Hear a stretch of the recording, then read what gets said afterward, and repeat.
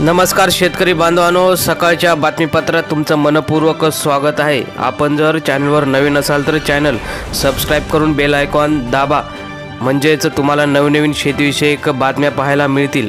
पहिली बातमी बघूया। राष्ट्रीय हळद बोर्डाची स्थापना, केंद्रीय वाणिज्य मंत्री पियुष गोयल यांच्या हस्ते होणार उद्घाटन। पुढील बातमी। वाल्मिकवर संक्रांत, मकोका लावला, कोठडीत रवानगी केली कराड समर्थकाचे, बीडमध्ये परळीत आंदोलन, बीडमध्ये तणावाची स्थिती। त्यानंतर पुढील बातमी। रील्सच्या नादाने तरुणांमध्ये वाढतोय मनोविकार, मानसोपचार तज्ज्ञांचे मत, सर्वाधिक 18 ते 25 वयोगट यामध्ये अडकला। त्यानंतर पुढील बातमी। कुंभ मेळाव्यात महाअर्थ, जगातील सर्वात मोठ्या धार्मिक कार्यक्रमातून 2 लाख कोटींची होणार उलाढाल।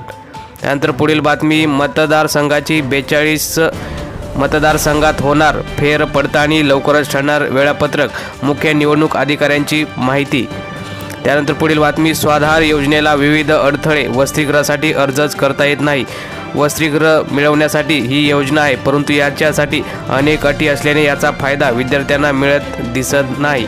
त्यानंतर पुढील बातमी। शेतीची रणभूमी झाली तरी मागे हटणार नाही, शेतकऱ्यांचा इशारा। शक्तीपीठ महामार्गाविरोधी शेतकऱ्यांची महत्त्वाची भूमिका, काल देवेंद्र फडणवीस यांच्या भूमिकेनंतर शेतकरी झालेत अजूनच आक्रमक। पुढील बातमी बघूया। भुईमुग शेंगाची हमीभावाने 5.4 लाख टन खरेदी, केंद्र सरकारकडून प्रति क्विंटल 6,783 रुपये दर। त्यानंतर पुढील बातमी। सिंधुदुर्ग जिल्ह्यातून येथे काजू बी खरेदीला प्रारंभ, बांदा येथे प्रति किलोला 150 रुपये दर। यावर्षी तुलनेत यंदा हंगाम उशिरा सुरू झाला आहे।